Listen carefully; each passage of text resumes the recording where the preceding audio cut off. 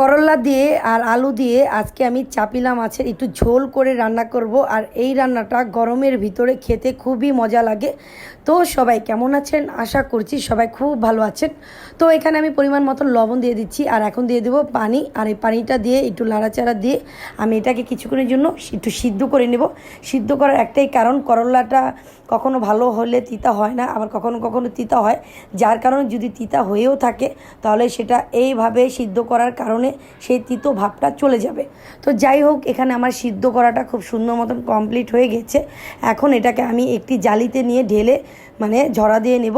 আর সেই কড়াইটা আমি ধুয়ে পরিষ্কার করে আবার চুলাতে দিয়ে দিলাম। তো এখন আমি এখানে দিয়ে দেবো পরিমাণ মতন তেল, আর এখন দিয়ে দিচ্ছি এখানে পরিমাণ মতন পেঁয়াজ কুচি।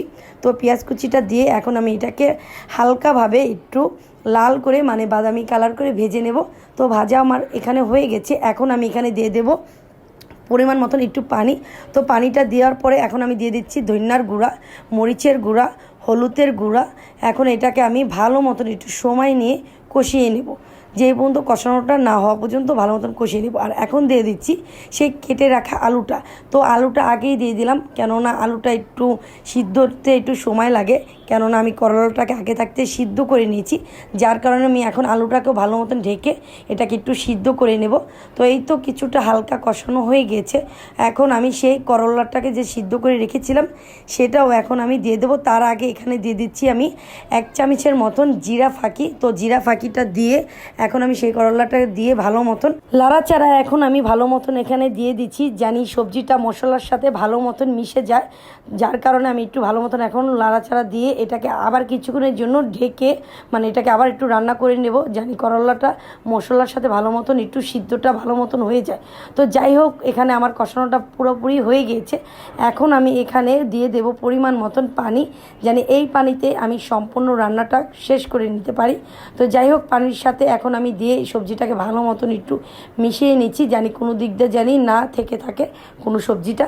আর এখন দিয়ে দিচ্ছি পরিমাণ মতন কাঁচামরিচ। তো কাঁচামরিচ দিয়ে এটাকে এখন আমি বলক আসার জন্য ঢেকে দিলাম। আর এই তো বলক চলে এসেছে খুব সুন্দর মতন। আর এখন আমি চাপিলা মাছটা দিয়ে দিচ্ছি সবজির উপরে। আর এই চাপিলা মাছটা আমি আগে থাকতে ধুয়ে পরিষ্কার করে লবণ মেখে রেখেছিলাম। আর রান্নার আগে মাছটা যদি এভাবে লবণ মেখে যদি রান্না করেন তাহলে এই মাছটা খেতে মাশাআল্লাহ খুবই ভালো লাগে। তো এই তো মাশাআল্লাহ আমার চাপিলা মাছ দিয়ে করলা আর আলু দিয়ে ঝোল রান্নাটা হয়ে গেছে।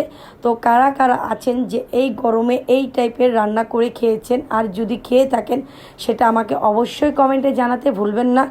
আর আজকের এই রান্নার রেসিপিটা যদি আপনাদের সবার কাছে ভালো যদি লেগে থাকে তাহলে একবার হলো আপনারা বাসায় ট্রাই করে দেখতে পারেন।